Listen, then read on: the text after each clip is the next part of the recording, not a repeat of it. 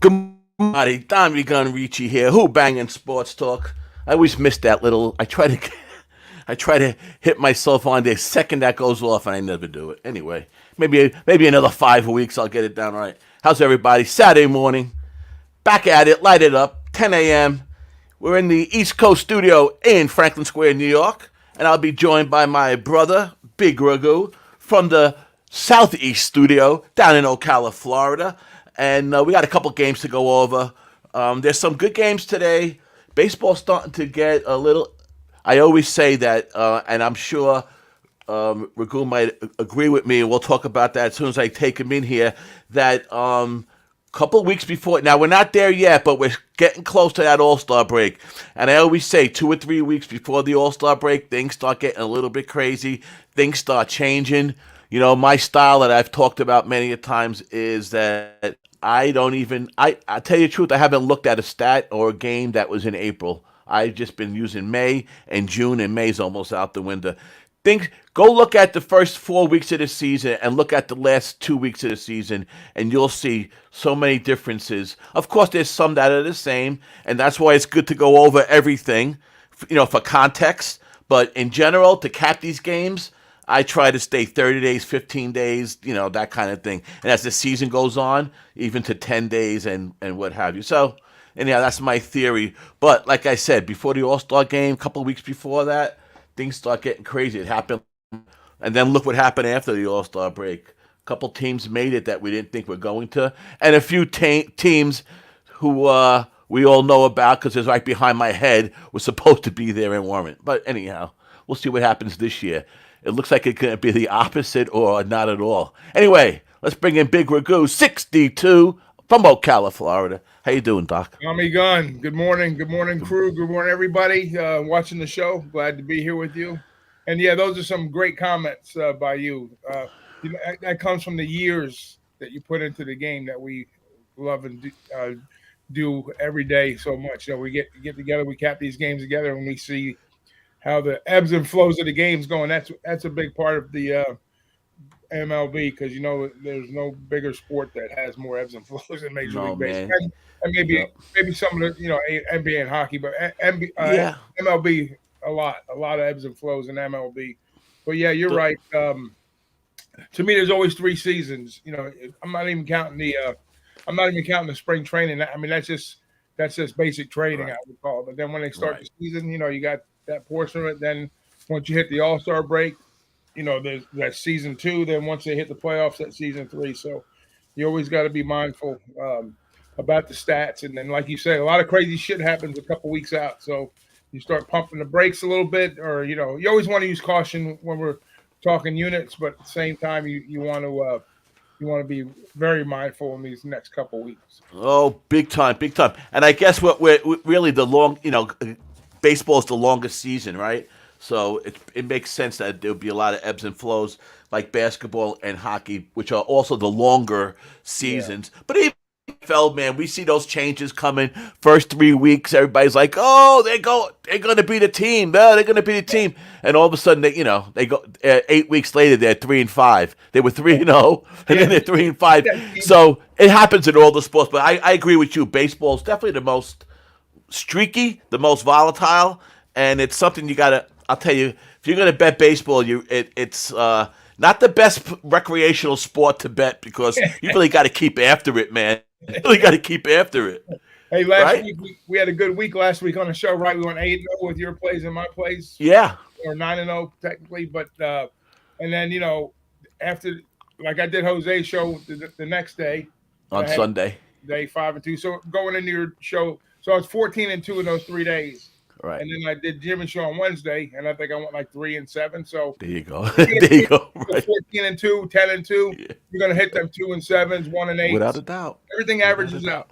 That's right. I said it last week when we had a great Saturday, but last Thursday, before that Saturday, I had a terrible Saturday. Yeah. Terrible Thursday, I mean. So, yes, you're right. Listen, I said it, and I'll keep on saying it.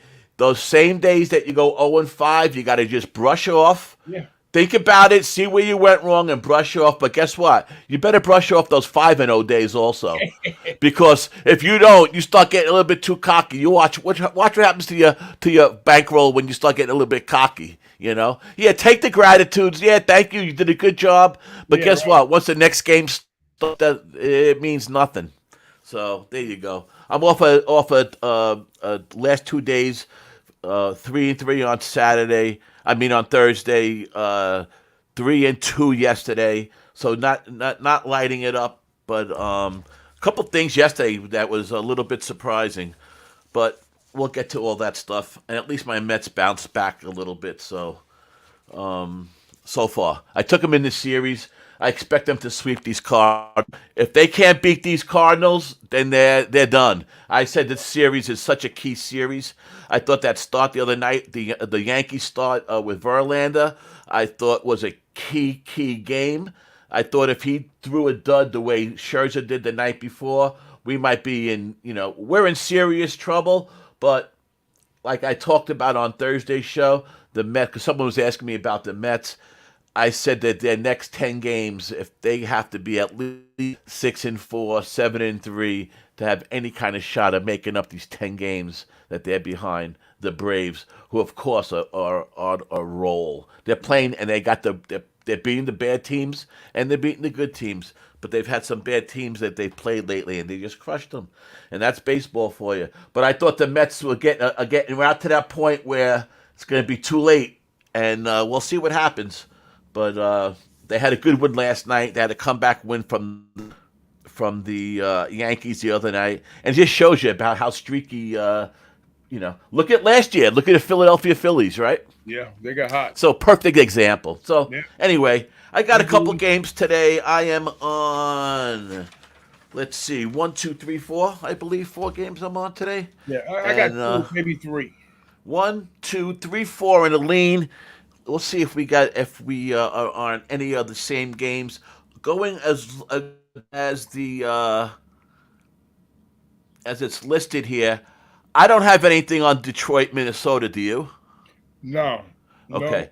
No. The next game. Anyhow, Minnesota. Just so for you that the Twins, I thought were going to falter a little bit with all those injuries, and they haven't. They've been playing well. Their bench has stepped up. Their plays stepped up behind them. They had a couple Buxton, a couple big injuries. Tampa.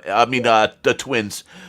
They're doing well. I don't know if they still are, but as of a couple days ago, they had the most strikeouts in baseball. So that's one of their Achilles' heels. Yeah. But they're a team, like I said, that's they're a decent team. They always seem to be doing good in the regular season, and then they always have these issues with the Yankees and stuff, but not this year. They got a good front office. I like the Twins a little bit. But the next game up, anyhow, Doc, is a game I'm on, Baltimore and the Cubs. Okay. I did put on this game. Man, I was rocking this morning, man. I was all over the place trying to get this together today. Baltimore, I took. Let me get my numbers out. Are you on anything on this game? I was leaning Baltimore on a team total here. I know Chicago's they're struggling with the bats a little bit right now. So I may be a run line or a team total. I was leaning this way with Baltimore. I got you. What I took was what I didn't try. I like Baltimore. And Baltimore on the road, by the way, their run line has been like hitting on some kind of crazy streak. But I don't really like Gibson so much. Steele is his first start back off an injury. His last start was bad, and it kind of skewed his numbers. But Steele's he's up. He was been up there all year long in that fifth, sixth category of Cy Young winners. He's been in that top 5 or so pretty much all year. His home ERA. Anyhow, to start off, I took the Cubs -127. Steele offers his first start back, 2.43 ERA at home. He has 12 starts. He's 6-2 with 12 starts. Opponent's batting average 223, and that last start was bad, so that might have been even less. He has pitched 68 innings, and he's going pretty deep. I mean, he's averaging 5.7 innings in today's game. That's considered, I guess, average or a little above average, right? So, you know, 5 1/3 is above average. yeah. I mean, you know, but he's. My issue with Baltimore is how they're hitting lefties. They started out in the year crushing the lefties the last 30 days.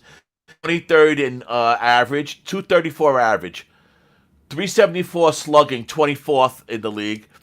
Their OPS is 23rd. Their WRC plus is 89, so they're 23rd. So their numbers versus lefties the last 30 days have dropped. And the reason why, and Gibson's 8 road starts about a 4 ERA. Yeah. Overall, he's pitched 83 innings so far, and he's another one, 5.9. Both these pitches go through the first 5 pretty much.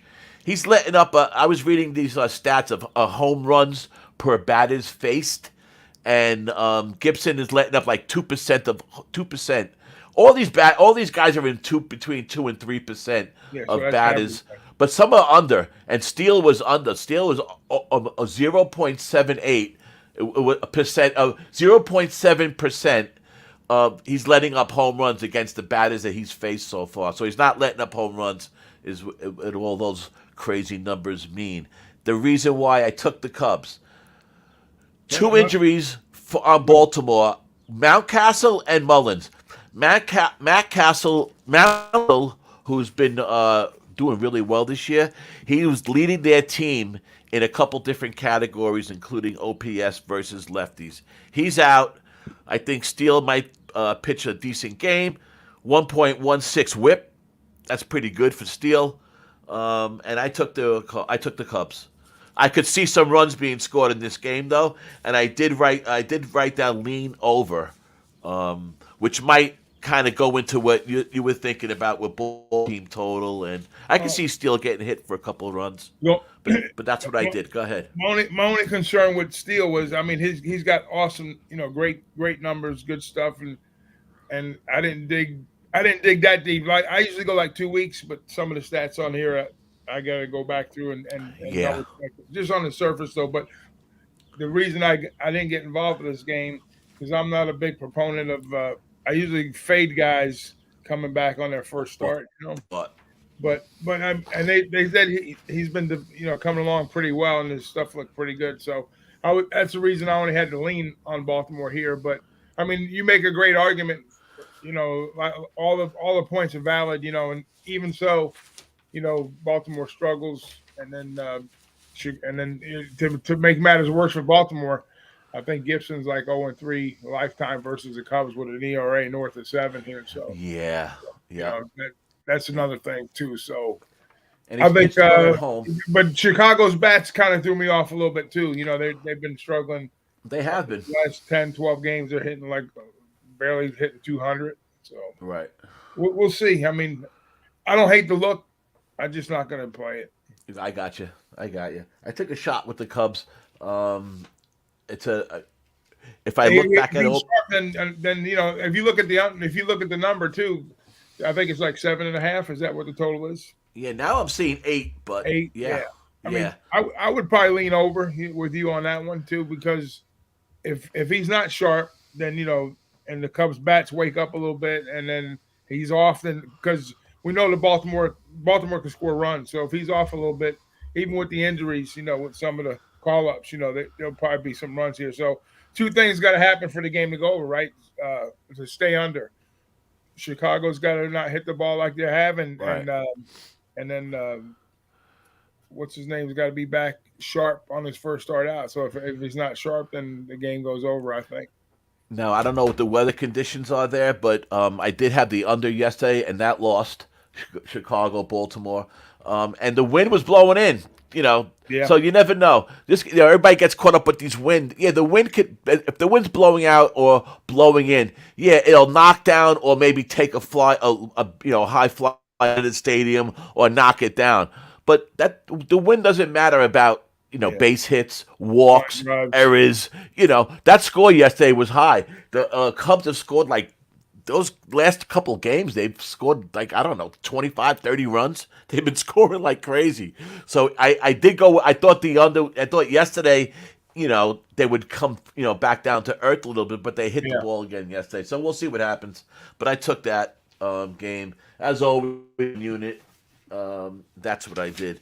I've been looking at the betting splits today. I've been looking at the Vegas Strip about the casinos. Not really the Strip, but South Point, Circa, Yeah, all Westgate the numbers Station, from Vegas. Caesars. Yeah, I think this is probably from. It must be Doc's Sports if it's all the casinos. Usually has them up. And they have the 8 at -105 now, but it was 7 before. And the Cubs opened that at a 125. I took them at 127, and I see a 130, a 132 at Circa. So a little money coming that way. Anyway, next game's a good matchup. I was leaning towards Miami, but I stayed off this game. I like Garrett. Miami against Washington. Garrett against Irvin. I like Garrett. I like Miami. I had Miami yesterday, but I split. I've been trying to do. I've been thinking about run lines, and I've been trying to identify the teams that are doing really good with run lines and stuff. And a couple games I've been taking on these higher. If it's like a one, me, I don't play over 140 a straight. But what I did with these higher numbers is I took a half a unit, like yesterday with Miami, a half a unit on the game. I think it was -150, and then a half a unit on the run line, which it didn't work yesterday. But I was just reading something that a lot of games, if you look into it, a lot of games that you win, those run lines, they win by more than one run a lot of more times than not. It's just something I've been working on, something I've been toying with. Didn't work yesterday. I ended up splitting, but it's not really it's not taking a half a unit that way with the money line and the run line is kind of, it's not the -1 line, but it's kind of, I guess in a way, I don't really get that -1 100%. I always feel like you're leaving money on the table, but I kind of did it this way. But did you take anything on that Miami game? Yeah, I did. I did, as a matter of fact.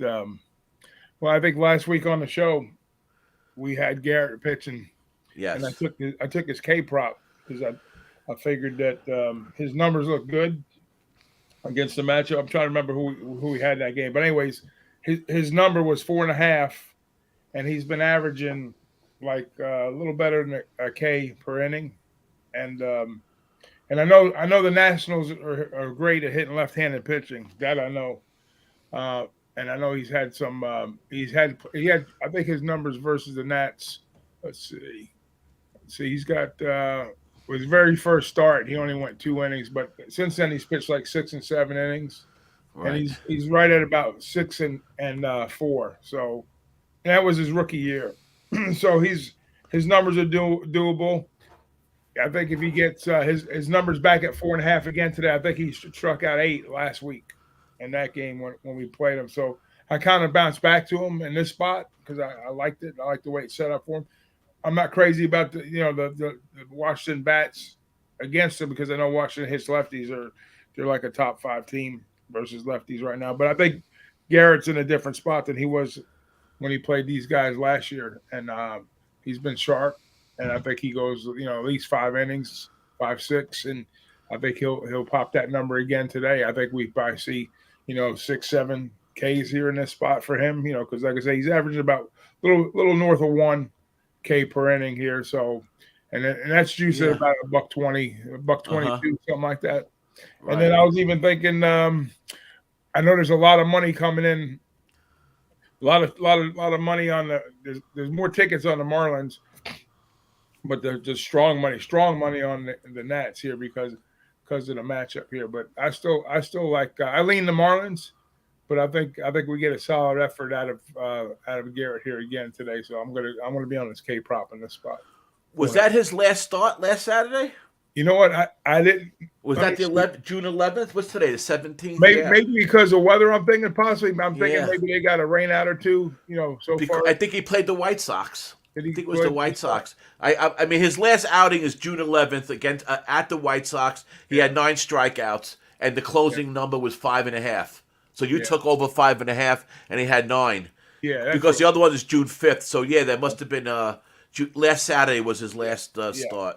Yeah. That's it. That's what it was. So anyway, he's averaging He's averaging 5.31 strikeouts a game. So, like you said, a little He's over sitting at one four and per a half inning. today. So Right. But Yeah. like I say, he's facing the Washington lineup that's pretty good against left-handers. But What kind of number did you looking at for that?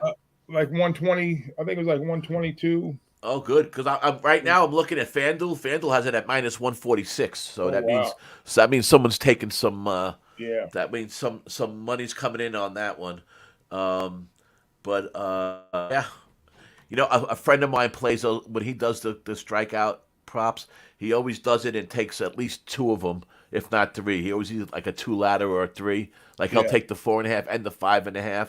Oh yeah, or, ladder or up. or he'll go to the third one. Yeah, But like I'm seeing it under 5.5 at PointsBet for minus 160, under 5.5.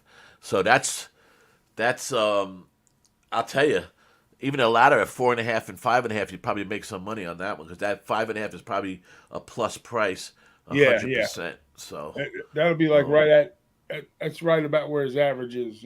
yeah, But if he gets six now, if he gets tagged up and he's out of the game at four, obviously, unless Nats are a tricky team. Tough. But Nats are a tricky team. They've been a good team on the road with the run line. They've been a good team at home. Like they've been like kind of like beating teams that that you don't really think they're going to beat. Yeah. And that kind of team. They always seem to be that kind of team lately. Even last year in September, they were that kind of team, beating up the teams that they. If you look at the Nats, man, and all the pitches and all the batters that they have gotten rid of over the years, there's so many just stars that used to be on that team. Scherzer, Harper, we go through the list. Who they sent to San Diego last year, that the year before it now. So it's just amazing, man, who played it with the Nats and. Yeah, it's crazy. They're like the Buccaneers of the football or baseball. Let's just see what it said about Garrett's last three games. Last three, 1-0, 15 innings pitched, 2.87 ERA, 0.83 WHIP, so he's pitched well. 22 Ks, only 2 homers in his last starts. So that's pretty convincing numbers right there, for sure. Okay. I can say he's in a good spot right now. He sure is. So I ride him a little bit here. Yep, that's a good look. Next game up will be, let's see, what's the next game they have up here? Yeah, I think a storm is coming in. The skies are getting weird. My internet's been like screwing up just a little bit. Yeah, it's raining at least, right here. And it's always good to use as an excuse when it's me doing the screwing up. Oh, and by the way, before we go any further, let us wish our brother from another mother, our leader, the man who started Who-Bangin Sports. Me and Doc. To us, he's like I said, love for the guy, man. He's our brother, and that's DJ Big Boss. He had a birthday yesterday. This is his birthday weekend. I told him to stop on the show today, but I was up. I said if you didn't go to bed, come on the show. But yes, DJ Big Boss's birthday was yesterday, and happy birthday to Big Boss. Nasty, nasty, nasty, AK Mr. Trifecta in the house. How are you, Nasty? Yes. Happy birthday to Big Boss, and it's raining in Rhode Island. I wonder if it's coming this way. I think Top Set. What's up, Elio? Good morning, Top Set. I think Good Nasty celebrated a recent birthday too, didn't he? Yes, he did. Nasty, we had a couple of weeks ago. He was in New York City celebrating, which is a great place to come and celebrate. Especially because he's only there in Rhode Island. My son-in-law's family all comes from Rhode Island, a matter of fact, there, Nasty. Nutflush Allen. Good morning, Mike. Yes, the Nats are scrappy. I agree, brother. I agree. Let us know what you're looking at. Leonard Porsche. George in Vegas. Nutflush. He says, my man, and welcome in Mr. George in Vegas. Good to see you. Nasty. All the guys in the house. Who else? Paco Haley. Yeah, what's up, Paco? Good to see you, Paco. Always in our hearts. I know he's always right there. That's it, man. I know you're busy. I hear about your little side business going good, which is I love hearing that. We'll have to do a little commercial, and we could post it on our shows. You could be a sponsor. And so, anyhow, thanks everybody for coming in. All right, what do we got here next? Let me see. Did I miss anybody? Top said, love seeing Elio. It's been a while since I talked to him. I haven't been in the groups as much as usual. Um, with all the stuff we've been doing around here. Oh, it's crazy, crazy Yeah. times, man. Yep. And it seems like We catch up though, you know what I mean? It comes we full always catch circle. up. So if you're We here always one catch week, up. you're not the next, and then we pick up the pieces wherever we wind up. So that's what we do. Toronto. Anything on that game? I Which didn't. one now? There was no pitching at the when I was capping Yeah, trying to cap this morning. There was no pitcher. I yeah. think it I might be didn't have nothing. Richards. I'm not I sure. know the Rangers are showing Dunning, but I don't know who's going for Toronto right now. Neither. I thought it was Richards. I could be Let me see. wrong. They're showing Dunning, so Yeah, obviously I didn't cap that game. The next game I didn't cap was Philadelphia Oakland. If you did, let me know. yeah. That's a tough one. That's a That, and that, that's a what's the I don't know total what of to that do with game? that. 'Cause that total's got overwritten all over. I know Oakland doesn't play well to overs in their park over there, but Right. I mean Caprillion, he's just a damn over machine. You know what I mean? When he's on the mound. Philadelphia's team total might be a look also. Yeah, the jump from 9 to 9.5. Nine and a When half. it Yeah. when it starts getting, I don't like taking those over. I know that a lot of games they do go Yeah. over those numbers. I just can't bring myself to go over. I'll go over 9, but once it's 9.5, 10, I seem Yeah. to leave it alone. The only Another place game I'm not that's afraid with the double digits sometimes is Colorado. You look at those games and you're like, you know what? How the hell can you hit 12 and a half? And by first 5 innings, they got like 8, 9 runs, you know? right, So right. But Oakland's this year, the opposite. it seems like some of those games in the Rockies that people automatically just play over haven't gone over. There's been a couple of those games that stayed under that you wouldn't have thought of. That's a weird stadium too. And the Rockies are another team that in the month of May, do you know that they were one of the best, if not the best team at home versus righties? It's unbelievable that they were hitting righties like that and they were winning against righties And in May at home, which was kind of but that didn't let it fading away. I have nothing on Philadelphia, Oakland. If anything, I'm trying not to take too many games today or tomorrow. Tomorrow, I might even just stay off. Sundays haven't been great to me. But the Philadelphia team total is definitely a look. Philadelphia seems to be coming out of it a little bit. They seem to be playing a yeah, little bit better. So they got a good squad. They're getting healthy. Next game is Cincinnati Houston. Another tricky game. I like Hunter Green. I think he's a decent pitcher. I think Cincinnati's another team that they seem to be everybody's darling. They opened up the division for the year 40-1. They're 6-1 now to win that division. I mean, obviously that division isn't nothing to speak about, but they dropped from 40-1 to 6-1. That's a pretty big drop on a damn they on play a aggressive division. baseball and they got some young, when they get on a base pass, they move. They're able to put runners in scoring position. They move the runners over. They got what's that kid's name? That he's like, What's his name? He's the fastest kid in baseball, yeah. right? Not Flush. What's his name? You know, If he Nasty. gets What's on this base, guy's name?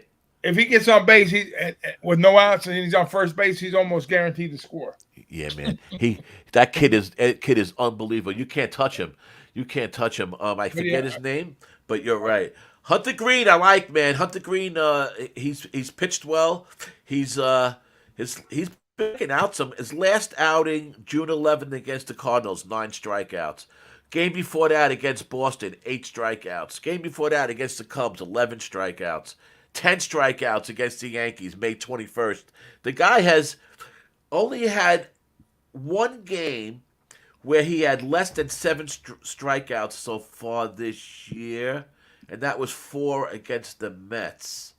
And his first outing. He had a strikeout against Tampa Bay. But other than that, he's been having 7, 8, 9 Ks. There's a couple with 11. Guy's been pitching well, Hunter Green. I kind of like him. Houston's a little bit banged up without Alvarez. They're like the Yankees without the Judge. They're a little tough. It's a tough. I'm just staying away from Houston for a little while. And if someone asked me to take a shot, I would take the Reds with a price. I Yeah, mean, what the I hell? agree. If I was going to take Yeah, a shot, De La but Cruz, that's the kid's name. oh yeah, there you go, Dela Cruz. Yeah, Um, Yeah. Yeah, Topset, I agree. Seattle's bats, yeah, make you. I agree. I'm just not. The pitcher for the White Sox hasn't been really lighting it up lately, as we say. The next game up. Let's see. So we went through all those games. I Let's got I see. got a little look on that game Go on the ahead. Talk to me. Cincinnati game. So basically, like you talk about Hunter Green, and I Yes. mentioned this on I think it might have been Jimmy's show the other day. But anyway, Wednesday. or we might have even talked about Green too. But yeah, he's a hard throwing kid. His numbers, his talent is better than what his numbers show. Obviously, he's only got credit for the one win, and with Houston, they've kind of put things together. They got a ton of injuries. The Astros currently. It started off Yes. with the pitching staff, and then now the lineup has kind of been dinged up a little bit. But they got Altuve back, which is helping. So I expect the Houston to get better here. So um, and their pitching's it's kind of held its own. So Balak, he's not a bad pitcher. He's a 500 pitcher. He's basically league average. Hunter's got league average numbers, but not in the win-loss category. So I think we see some runs today here. I think they both are able to. They're both good hitting ball clubs, and you got better than the numbers on. If one guy has a good game and one guy has a bad game, then we'll probably be close to an over here. But if both pitchers are on their stuff, then I would lean maybe like first 5 under. But I think this game gets over late. I think we'll see north of 8 runs here. So I like the over in this spot here. I think both these teams are hitting well right now, especially the Reds. The Reds are playing out. They're playing out of their mind a little bit right now. I think they were a 6-7 game winning streak. And like I said before, these streaks, you play into these streaks. You don't want to catch the end of streaks, but I like to catch them like around 3 games and then kind of with them a little bit. But we've seen teams win 10, 12, which are very rare. Very rare, but most of these streaks they end in about 5, 6, 7 games, and right now we're like towards the end of that number. So, but I think they're still hitting the ball well.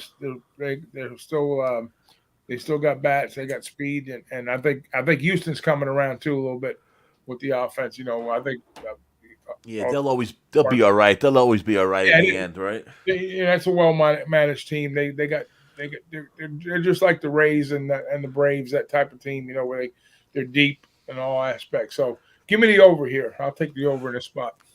Belock, last 3 games, he's 17 innings pitched, 4.67 ERA, let up 12 strikeouts, 3 home runs. So not the greatest, but like you say, average right. numbers, and I think both of these teams have a little bit above average bats right now. So they have been hitting good. Yeah. So that's I'll put on the over here. Yes, exactly. But what do I have against the? Let's see. Who is? It's against. I had a stat with the Astros versus lefties, which in case it's tomorrow if they're playing a lefty, you guys can keep it in mind.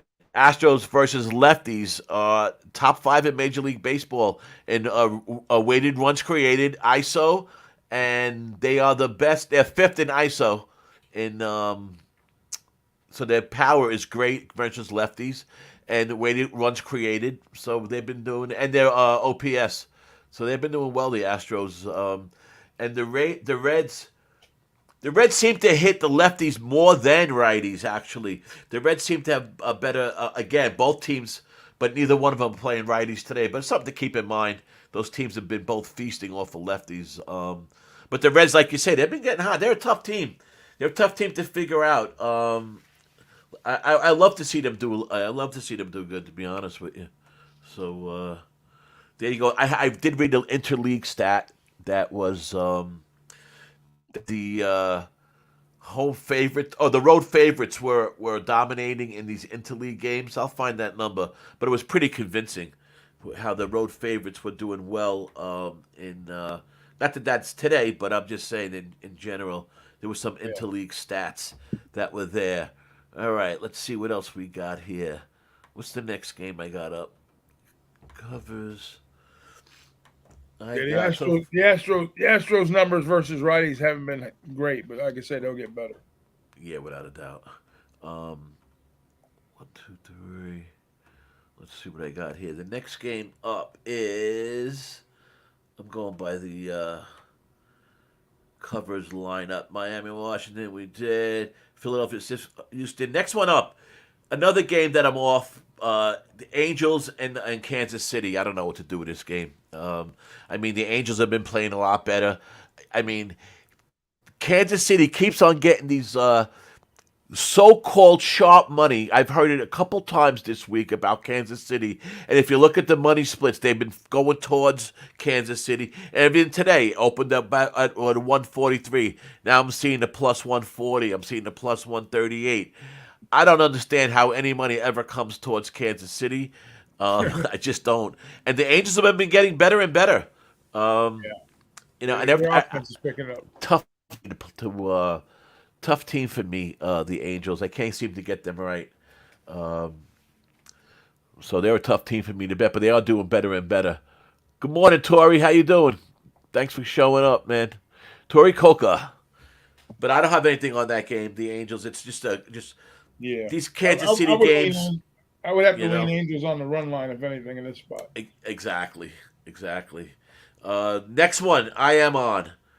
And the Cardinals against the New York Mets. I've been laying off the Mets except for the team total overs. There's even with them doing bad in the last 2 weeks, I hit a bunch of games with their team total overs when they just started hitting the ball and then the pitching wasn't there. I mean, they were losing games, scoring 5, 6, 7 runs, just crazy. I thought as this series, like I touched about when we started, I thought that this series is a key series. If the Mets went down to the Cardinals, got swept, or even if they only won one game, they got to win 2 more. If they lose today and tomorrow, I think it's an issue.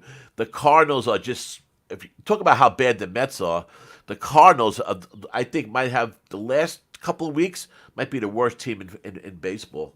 They are just, everything is going wrong for that team. And today is no different. First of all, let's start with Wainwright. He's, he has only 16 innings pitched on the road, so we'll give him that, right? But 6.75 ERA, 4.09 WOBA. A stat I like looking at a lot is WHIP, 1.69. That's, if you're over 1.20, to me, now you're starting to be, I'm in that 1.20 average kind of theory. I'm not sure if that's the exact number it is, but anything over 1.20, I start looking, And obviously, we always like to see a 0 with that WHIP, starting at 0 point, We love to see that. But 1.69 WHIP and a 5.59 FIP. I've been working on that FIP because it really takes out the factor, the luck factor, the park factor, the weather. It really zones more in on the pitching, and that's a pretty high number. Cardinals 3-14 after last night, their last 17 games. They've only won 3 out of the last 18 games. They are averaging only 2.9 runs per game in the last 17 games. So they're not hitting the ball. Yeah. They're 0-3 in Waney's last 3 starts against the money line. And I think Senga, little by little, is doing better and better. What else can I tell you about Waney, by the way? Yeah, he's letting up. Well, he's not letting up that many home runs. He's pitching. His average pitching is about 5.3 innings pitched. He started 7 games, went 2-1. Wainwright's been around forever, so he's in that category with Verlander and Scherzer and Nola and Alcantara. Yeah, these guys have been around for a while now. I put Sandy in there, even though he's not as old as these guys. With the amount of innings that Sandy's always pitched, I think his arm is a little bit older than his 30 years age, and it's showing a little bit. Minimum 7 every time he goes out. Yeah, exactly. So, and I think, now we're into 13 starts, 12, 13, 14 starts for these pitches. I think with these older pitches, I've talked about it a bunch of times. I think the rule changes, the time clock has affected a lot of them. It's not the only reason why some of them aren't doing bad. For example, Max Scherzer. I have a feeling he's one more start away from me saying that he's over the hill. But I gave these guys 5 or 6 starts right off the bat because of the rule changes, because the veterans aren't used to that. these young guys that have been up in the league the last year, 2 years, 3 years, they pitched that clock in the minors. They were a little bit more used to it. I think it's a big factor. And I think these older pitchers, maybe some of them now might start coming out of it. We'll see what happens. But it's something to key on. Like I talked about with Nola yesterday, or was it? And I thought he'd be doing better and better. Yeah, Thursday on Jimmy's show in the chat, I was talking about how I thought Nola would start progressing, getting a little bit better with every start. And I feel this, a lot. But Wainwright, he might just be over the hill. But let's get to Senga. He was doing that one bad, one good start, one bad, one good start for a little while. But his last start was good. And I think he's going to have another good one today. It's a big, big game for us. We need this game so bad. And it shouldn't be this way against a Cardinals team that isn't hitting at all. This shouldn't be such an important game, but it is. Now, the line's getting crazy. The Mets line opened up at minus 144. Now I see a minus 165. This morning when I put the bet in, they were minus 150. So the money's been pouring in on the Mets. Listen, like I say, I don't take any team over minus 140, but it sure as hell ain't going to be the Mets. It sure as hell ain't going to be the Mets. Is that what it is now, 140? 165 I'm seeing now on covers. Wow. So it's opened up at 144. It didn't even, and I seen it at 150. What I did, though, let me just a quick about Senga. He has a 1.93 ERA, 2.50 WOBA, 1.13 WHIP, 3.31 FIP. His last start, 7 innings, 3. Senga's problem has been a little bit with the control. But listen, he's a new guy. He's pitching here, new in the country, new pitching, new in New York. A lot of factors, right, adding up. And he was walking a lot of guys, and that's been his Achilles heel. So, the walks. He made improvements on the. But he's improving. Excuse me? I said he's made some improvements on the control issues. Yeah, little by little, his walks are getting down. But still, his last 2 starts, he's walked 9 guys, which is not good. But he also struck out 17 in those 2 starts. So that's not too bad. His strikeouts are there. He is striking out a lot of batters. I can't start a team hitting him. The only way I could have took this game, I was looking for the best way to take this game. I don't like usually taking first fives minus a half, but I took it because it was minus 110. So that was the best way I thought I could take this game. Mets first 5, minus 110. Minus a half. I still don't trust the Mets bullpen. Yesterday, McGill actually pitched first past the 5th inning. He pitched the 6th inning too. They took him out after 6. McGill had a good start yesterday. That was a good sign. Got a little rocky with 3rd time through. He has a bad batting average 3rd time through the order. I think teams are hitting like 300 against him. But yesterday, he gave up a couple of hits, but got out of a couple jams. His first 3 or 4 innings were solid. So that was good to see with him. But I think Senga backs it up again today. I took the Mets first 5, minus a half, minus 110. There's also a bet that a lot of guys have been talking about, and that's the double result. And I've taken it a few times. I've taken it 3 or 4 times, but I've lost as many as I won. I'm probably 2-2 with it, or 2-3, or whatever. Is that on the run line, or is that just a money line? No, that's just straight up. First, you win the first 5, you win the full game. It's kind of like a parlay. But what happens is you drop the numbers seem to, like I did it with the Astros against when they played Oakland that week. I did it 2 nights in a row. Those are the 2 I won, and they brought the price down from like a minus 220 to like a minus 120, minus 130. It drops that much for the double result, really? But it's still like a parlay. I mean, you're still not probably getting the true odds. You got to win both. I mean, I don't know if you're better off putting in 2 separate bets, but I only did it with a high money line. Yeah, I was going to say, I wonder what the average line would be if you did it. Yeah, I read something where the double result number should be like 10%. You should be getting at least 10% of value compared to the first 5 number, which I really didn't understand too well. These math guys, they come up with you really got to know the bullpens really exactly. well in that scenario. I got to apologize because I'm surprised I'm still on here with you. Every friggin' website I'm going to right now, I can't even get any. That's okay. Oh, that's all right. That's all right.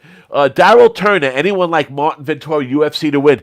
You might be talking to the two guys that know nothing about. I'll speak for myself. I know nothing about the UFC. I don't. I would. If you just said the last name, I wouldn't even know if it was a girl or a boy. To be honest with you, I'm being Yeah. straight up, Daryl. I know nothing about the UFC, but what I will tell you, and anybody that's listening, is here at Who-Bangin Sports Talk. We would love to get a guy who loves the UFC. Love to see a guy do a show here and there.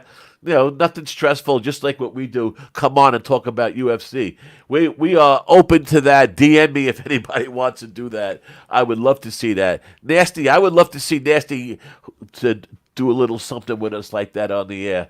Think about that, Nasty, about the UFC. But yeah, I know nothing about that. And there was another question for you, Doc, that had nothing to do with baseball from our boy Elio down in Florida.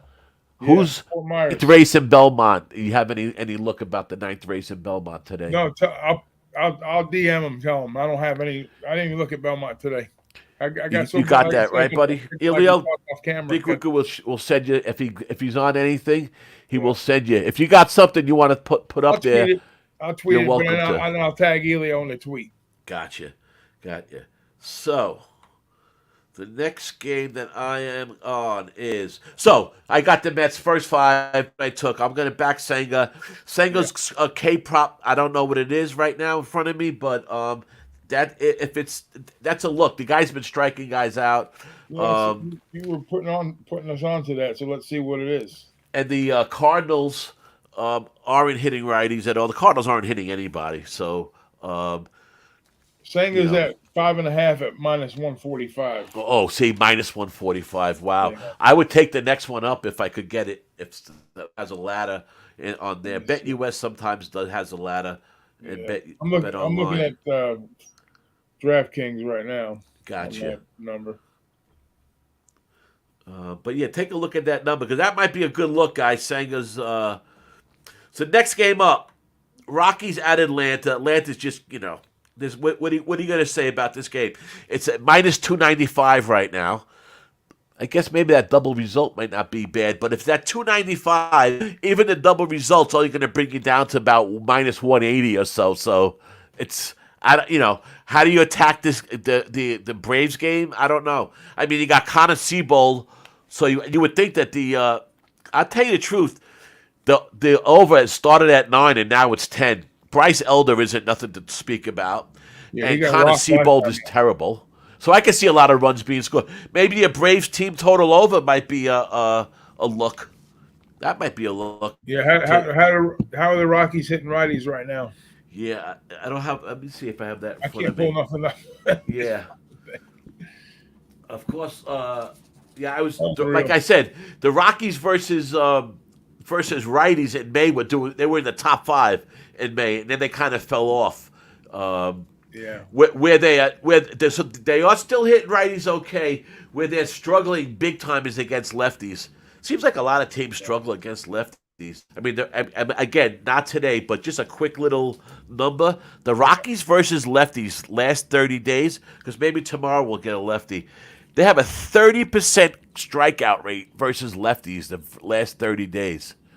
So what that tells me is that we got to keep an eye on that. And if we could, Dabby Cab, what's good, brother? What that tells me is that maybe we should be looking at some strikeout props when a lefty is first in versus the Rockies. Because the last 30 days, 30% K rate, 26th in ISO, and 29th in OPS. So those numbers are not good. Wow. But against righties, they're average.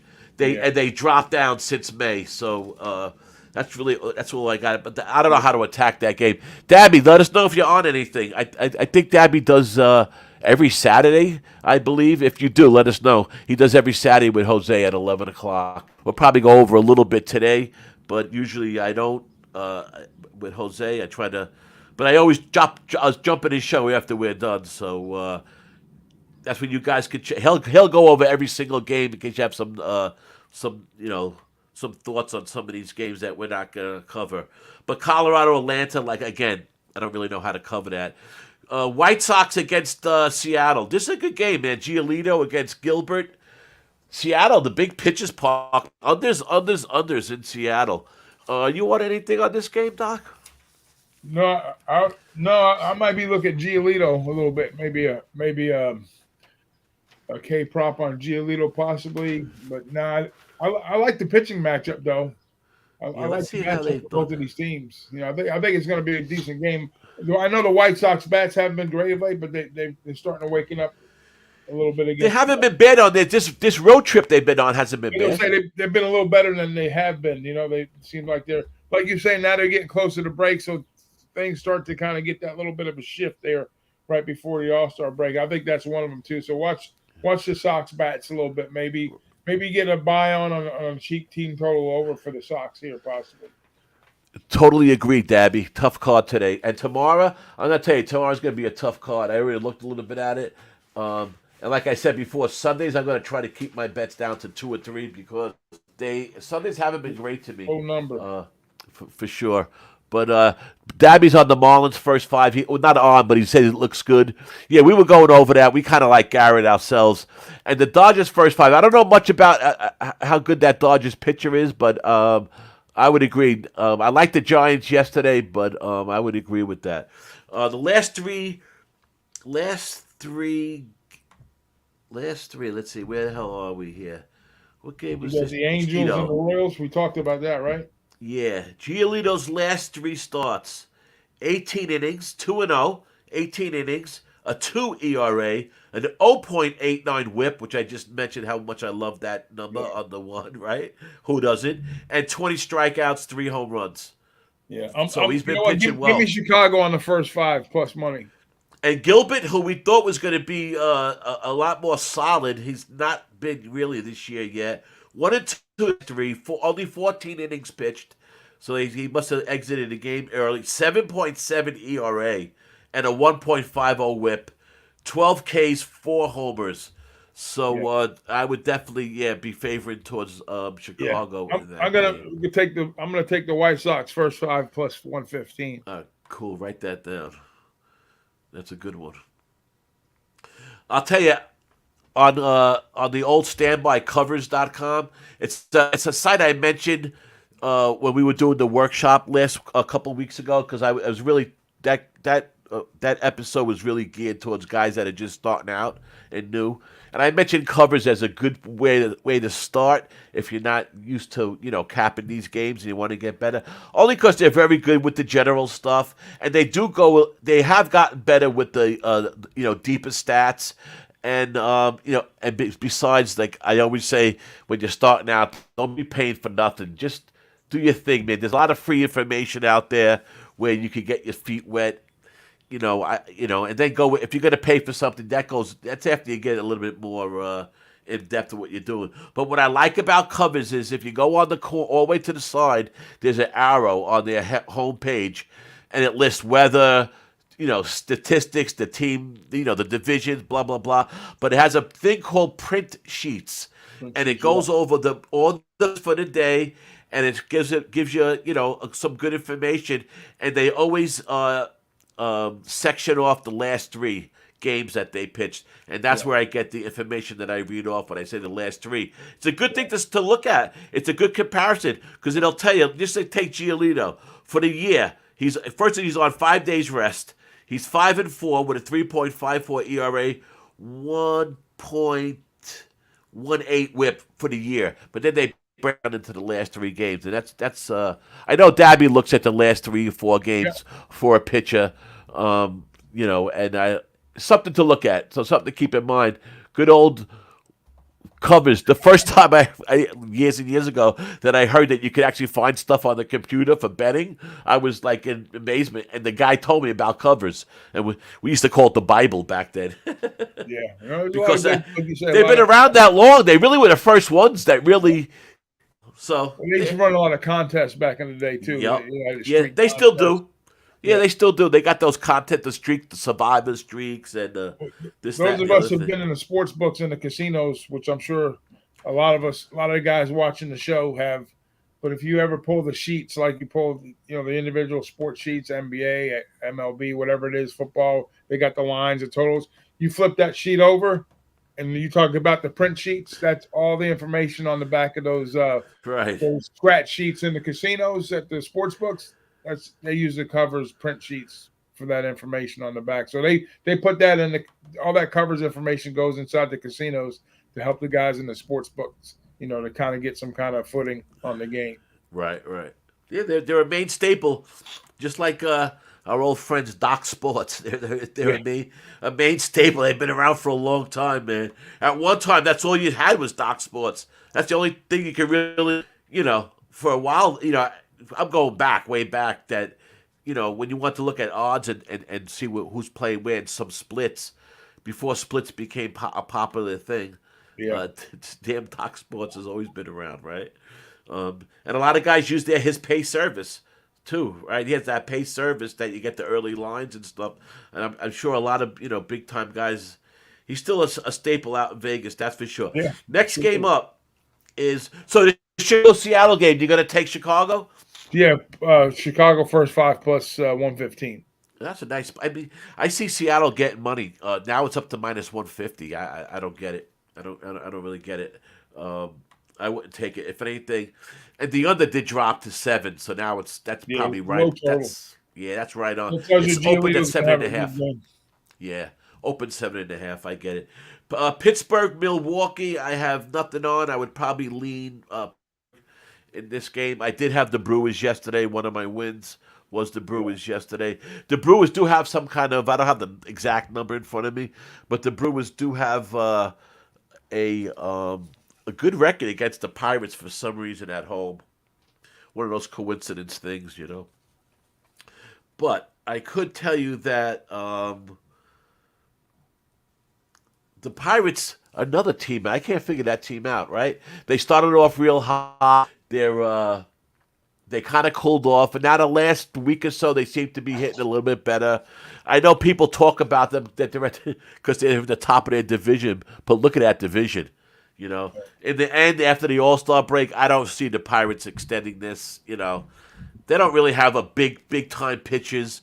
I mean, but again, Mitch Keller's okay. He's doing good.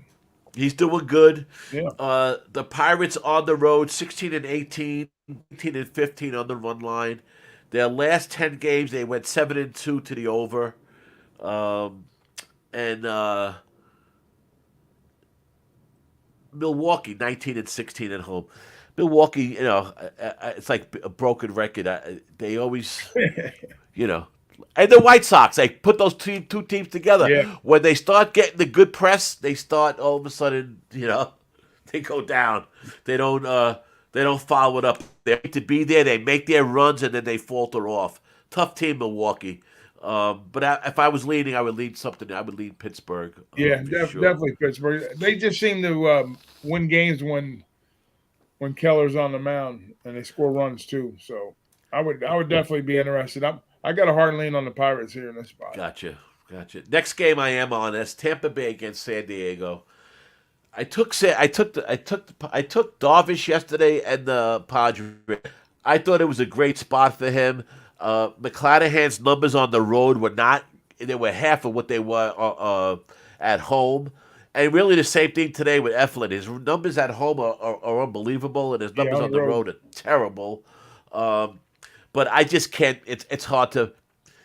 And some of these San Diego pitchers, by the way, some of their numbers, and Darvish was one of them. If you take out that Mexico series where Musgrove, it was like a 21, and Darvish had that crazy game. If you take out that game, their numbers are a lot better, obviously, than where it was posted, and that's why ERAs will screw you up every time. But Eflin, 12 starts, 8-2, opposing batting average 226. He's letting up almost 3%, which was high. Him and Snell both were kind of high with this home runs per batters faced. Eflin at 3% and Snell over 3.4%. Eflin, he's pitching almost 6 innings though, 5.9 innings per game. He's pitched a total of 71 innings. 7-0 at home, Doc. 1.85 ERA, 43 innings. On the road, 5.50. Snell, 4.60 ERA. Has improved against righties. He has a little bit at Pecco.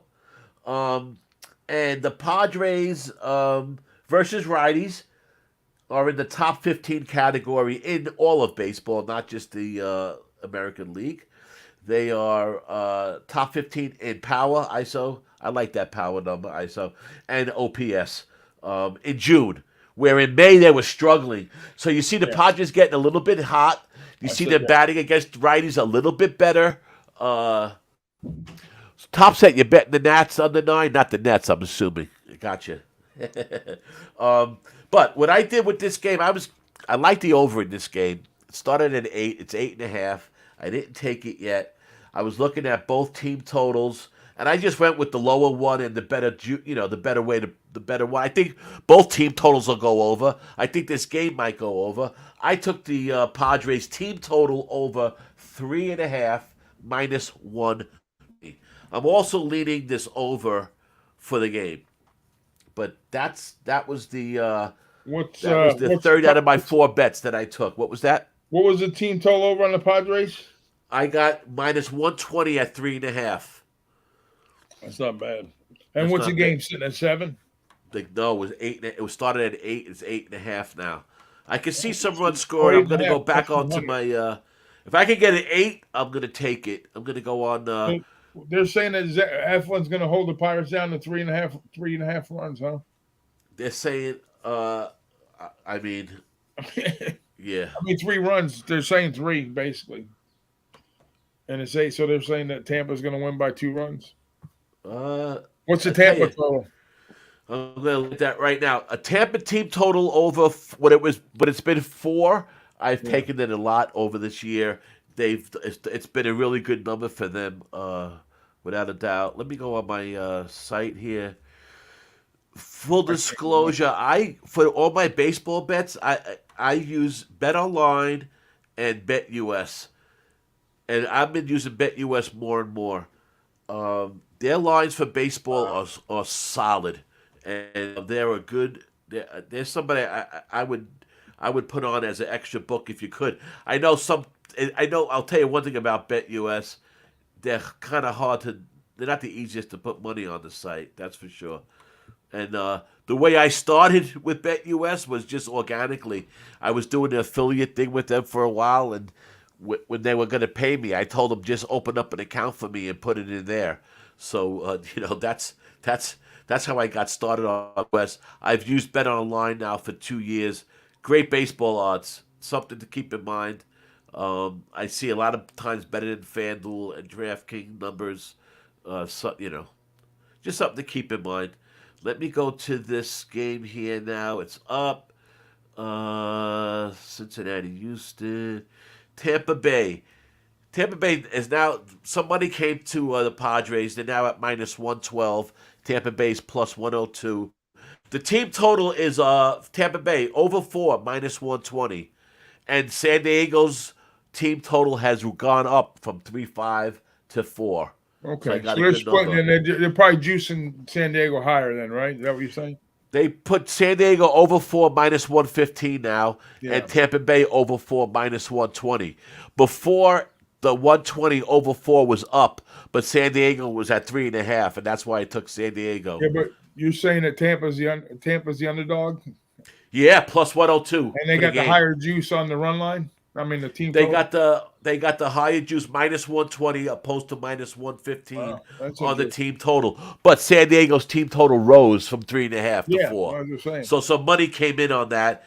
The total is at 8.5, juice to the under at -115. It opened up at 8. I would lean to the over in that game. I think there's going to be plenty of runs scored. This game. That's kind of how I look at it. But I did take the team total with San Diego. I think they can hit Eflin. Eflin's numbers on the road haven't been there. Yeah, so we'll see what happens. I agree. We'll see what happens. I agree. But they really think this is going to be a 1-run game, man. The run line for San Diego is +175. Wow, -1.5. The +1.5 for Tampa is -210. Yeah, you got to get your head examined there. Yeah. I don't know if I've ever played or if I have a handful of times in my life that I played a plus 1.5 run line in the game for a full game. I don't Yeah. really. I think that bet is kind of a skewed bet. I don't know. I don't really Well, like you that you bet. can look at the line on the game and tell like what that plus and that minus number is going to be. If it's like a basically a pick'em game like this is, you better believe you're going to be laying 2-1. You know, with getting that Right. 1.5 runs. So, Right. I get you. I agree. I agree. Um, the man, I uh, can't believe this fucking internet today. the next game that I am on the last game. So far I'm on the Cubs minus 129. I'm on the Mets first five minus a half minus 110. I'm on San Diego team total over 3.5 minus 120. And the last game that I am on, I'll just go to that, Yeah. is and then you let me know what other games that you're on. The only other game I am on is I'm not on the San Francisco Dodger game. This New York Yankee Boston game is an interesting game. Two good pitchers, Bello and Schmidt. I would lean on the 9 in that game. Schmidt's been pitching pretty good. The Yankees, we see, aren't hitting. Now, Boston crushed them last night, but I had a feeling Jamon wasn't going to win on the road. But I could see Bello and Schmidt having good outings. That 9 is a good number under 9, I think. Even though Boston's balls do fly out of there. But I don't know what the weather's going to be like. It's windy here in New York. It's clouding up. I don't know what the wind is like and the weather in Boston. But I would lean under 9 in that game. In that game, and the next game after that would be the Giants and the Dodgers. Dabby Cab said he's towards the Dodgers in the There's first 80% 5. chance of rain in Boston. Aha. Anything about wind direction? About 10 mile an hour left to right. All right, gotcha. I would lean under in that game. That might be a decent look. It's open at 9-5. It's 9 now. Last game that I'm on. It's the last game on the card. It's Cleveland. Shane Bieber against Tommy Henry and the D-backs. D-backs have been good to me this year. D-backs opened at a plus 120. I took them at a plus 110. Now they're at even money. So they might be dipping. That's a late game. I have a feeling it's going to be one of my favorite angles is dog to favorite, especially in that low area. Not so much when it's a big number, but when it's in that 120 or less and it starts going to even money or the dog to like minus 105 or minus 110. I love that angle. Yeah. Why I say it was because a lot of guys, like yesterday on Jimmy's show, on Thursday on Jimmy's show, somebody was talking about what are the game. I forget the game, but it opened up at plus 185 and then got knocked down to like plus 160. I'm like that's a different meaning than a game going from a plus 120 to a minus 105 or even. Those higher numbers, you're going to get people that actually was around. Guys are going to take those high prices, right? People throw in those high prices just as, they'll take those big dog prices. So, yeah, you're going to see a plus 180 jump to a plus 160. Right. But that split, I don't know if you can really tell so much about that, Yeah. And I'm not the biggest money split guy, to be honest with you. Well, you look at a game like this, it's just like the Tampa game and the Padres game, tight, number like that, the run line moving a little bit, this, that, and the other. When you get these tight games like these, you really got to pay attention to the markets on those more so. I mean, the opening numbers where you see like those are what I call thinly traded numbers because, they have bet limits when those lines first come out and then they make the adjustments. The other books will follow, hours later. But the overnight opening lines, I don't pay too much. But like when you get into the meat and potatoes of the line movements like this here, those are very indicating market moves there. Yeah, without a doubt. I like this kid Henry. I think he's okay. I think he's going to be. I think he's going to be okay. I mean, overall he has a 4.86 ERA, but at home, 30 innings he's pitched. His ERA is knocked down to a full run, 3.86. He's only allowed 3 homers in 30 innings. So he's pitched better at home. Bieber on the road, 4.35 ERA, 7 home runs in 40 innings pitched. 34 strikeouts.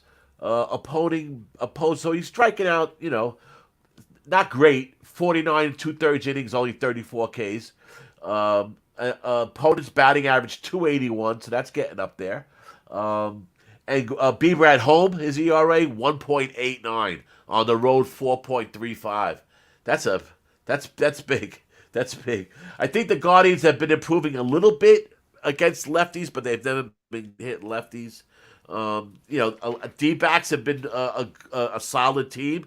They're a team I've been backing a lot lately. I think they're a good team, man. And I took them today. There was a plus 110.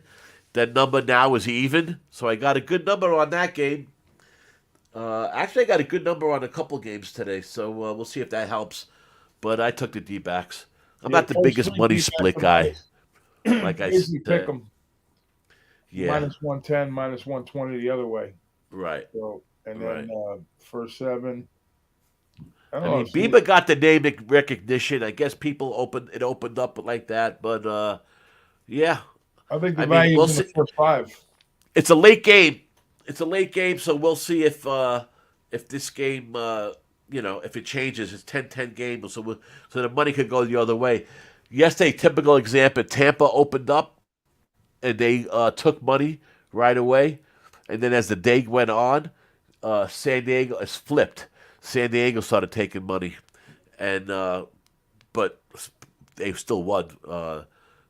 Tampa still won. And it's one of those, like I said, I am not the biggest money split guy. I like looking at the splits. They're telling. And like I said, I love when I see a dog to favorite. I like that. It's different things. But I don't go to it, listen, every cap's different, and that's why it's fun, and that's why we find success, but in different ways, which is true. We mentioned Jimmy, right? Jimmy, I've never seen a guy that's so into money splits as Jimmy. He's talking about the split, like he gets concerned about a split that changed within the hour. He's talking about hours, between 12 and 2 and between 2 and 3. But it works for him, and that's my point, So, there's a theory that DJ always came up with, capping the cappers. And, you can take a little bit from, especially if you're just starting out, you could take a little bit from how one guy does one thing. Just by how they talk, you could figure. That's what I did over the years. You could figure out how different guys approach different ways, and you can figure out what's best for you. But the bet splits, I think, sometimes could take you off of plays that you would be on. I think they could, screw with your mind a little bit. Yes, they're good. You need to have them incorporated into your cap. But for me, I don't have them that incorporated as much as some other people do. But again, that's just the way I cap, right? So I would never try to talk anybody off or anything. Nope. I wouldn't tell you you're doing anything wrong unless you're losing something or being on something. But I would never talk somebody off or something. No, I mean I would. If I see somebody that's not doing well and they ask me, and I'm not doing good, and they show me why, then I might say why, but I'm never gonna, like you say, especially if someone obviously has success doing what they're doing, and I'm not gonna tell somebody, I never do. You took the Mets. You took the Diamondbacks. Like, talk somebody off. Like, yeah, I took them. Let's see what happens. It's a game, day to day. So there you go. Those are my plays. Any other play you're on, Doc? Yeah, I'm go ahead. I'm gonna join you on this D-back play. I'm gonna join you. Are you going full first 5? Or are you going full game? No, I've been using first 5s less and less, to be honest with you. I'm on full game plus 110. All right. I'm not gonna get that good of a number. I'm gonna get minus 105 on mine. So.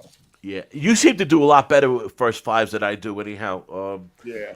I find for me the first 5s is almost.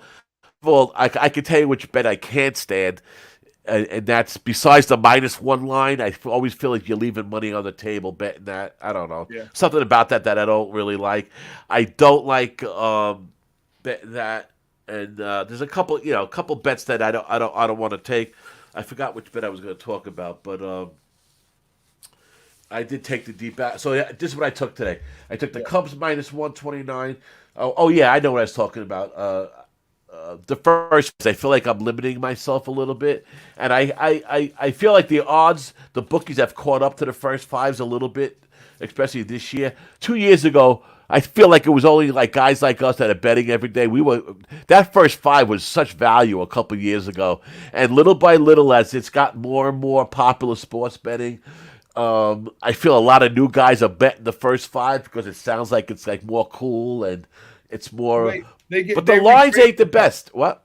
They recreate themselves the book. So now you're looking at first threes. You're looking at that's the line. Your freeze, whatever they call it. Right, so right. They're going to figure out other ways to get your money, That's so, right. Like they started with live betting, right? Like the live betting a couple years ago. All of a sudden, live betting came out of nowhere, and everybody's like, "Oh, this is great! This is great!" No, it ain't so great. Yeah, it's juice to the hill. Look at your live. If I tell you right now, if I took out my live betting last year and this year, I'd be up a bunch of more units. My record overall in live betting is not great. Not great at all. But the first three line was the other bet I was going to mention besides the -1. That line, I don't get the first three. I really feel like you're really limiting yourself. You're really getting more exact. I don't see how that's an easier, that's an easier line to play. I know the theory, people think it is easier, but I don't like that first three at all. I just feel like you're kind of sandwiching yourself. And I don't think I've ever be involved with the first three if I got a really solid pitching look. Right. Right. But I would take the first three and then the first five to try to make some money on it. But just as an outlier, the first three is not my cup of tea. And those nerfies, that's to me, every one of those bets. Yes, first inning, no first inning. You could pour over numbers, this, that, and the other thing. It's a coin flip bet every time. It's a coin flip. I really see how you could reason out. Some people might do good with them. I don't know, but I don't. Yeah. I mean, but on that theory, the Mets are a great team so far this year to bet against. To bet yes in the first inning because they've let up a lot of runs in the first inning. A lot. So you guys that do play that, keep the Mets in line. They're a good play for you. Yes, runs in the first inning. So, but that's really what I got. All right, I'll give you what I got here. I got 4 plays. I got the over in the Houston-Cincinnati game, over 8, -120. I got Braxton Garrett K-prop, over 4.5, -122, which Dommy says is up to 140 something now, I guess. Then I got the White Sox first 5, +115, and then I got the D-backs at full game -105. There you go. That's perfect. Mine were the Cubs -129, the D-backs +110, the Mets first 5 -0.5, -110, and San Diego's team total over 3.5, -120. I do lean over in that game. Just let me give you a couple quick numbers that as of, not counting yesterday's game, and then we'll get out of here. As of not counting yesterday's game, so going into yesterday's games, just some numbers to keep in mind. Rockies versus lefties the last 30 days, 30% K rate. 26th in ISO, 29th in OPS as a team. The Angels, this is, again, last 30 days, not counting yesterday. Top 5 versus righties, OPS, ISO, and WRC+. So the Angels are a lot of top categories as a team against righties in the top 5. They're doing well. Top 5 versus lefties in Major League Baseball, not just their league, but in all of baseball, they're in the top 5 in WRC+, ISO, and that's it. WRC+ and ISO. Astros versus lefties are starting to hit, but again, that was a big blow to them, Alvarez not being there. Brewers 24th versus lefties last 30 days as WRC+, and the Cardinals 17th versus lefties, so about average last 30 days weighted runs created. I know that's a big Jose Bouquet stat. Reds have been, the numbers I didn't write down, but a lot better against lefties than righties. The Tigers versus righties have last 30 days and all season have not been good against righties. Their records, there's a whole bunch of numbers. Brewers up 10 highest K rate versus lefties. Last 30 days, 25% K rate versus lefties. 24th in OPS, 18th in ISO. Brewers versus lefties, not well. What else can we tell you?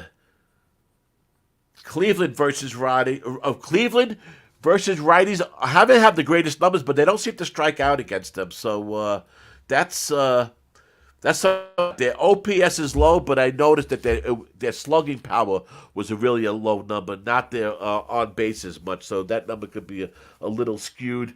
But just a couple numbers to keep in mind when you're capping. They're good to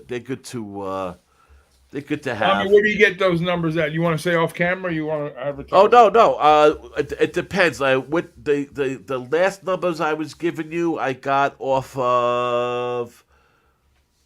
Let me see. I go to a couple different sites. I do use VSiN. I do use EV Analytics. Yeah. I don't remember where I read these from. I gotta look it up and let you know. I don't know exactly where I got those top numbers from. Yeah, the weighted run plus. That's what I was interested in. Yeah. I'll look it up and let you know. All right. A couple of ATS things that have been doing good. Road favorites, non-division road favorites have always been a solid thing. Not home, but favorites off a win that the next day they get like 10% steam have been hitting. So back-to-backs they've been hitting if they're favored in around a 60% area. Interleague teams, I think it was the the road favorites in Interleague have been dominating. I can't find that other paper with all the other ones on, but I'll hit you with them next. I've been working on a thing with run lines, first five and full game compared to the full game money lines.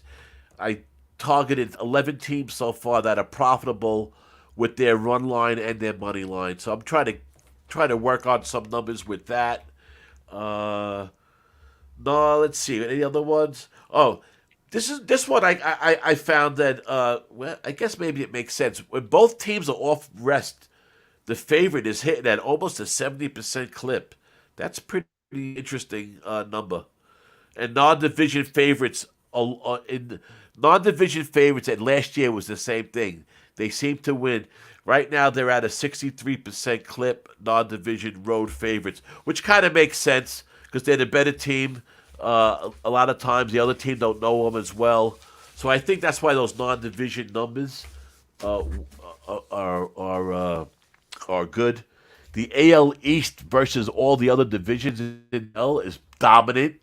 Again, all these numbers are in 60 to 65%, like in that area. AL East versus all the other divisions, they're dominant in baseball. They're the most dominant division in baseball, AL East, outside their division. Interesting fact. The other one was Central. Oh, yeah, the AL Central against AL Central within the division. The unders are hitting at a 60. Look at the run differential. I think it's the worst in the league in that division.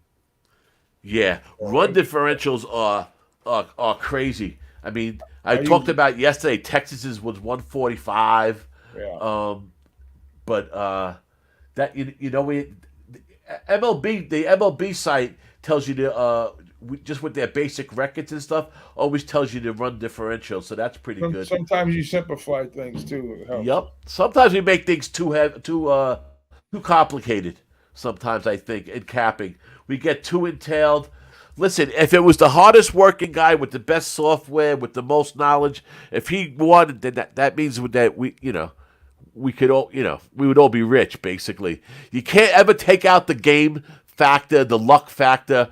Yes, you got to try to cut it down, but it's always there. There's no, like the old saying about locks, right? There's no such thing as a lock. Oakland against Tay last week. What happened, right? There's no such thing as a lock, right? Right.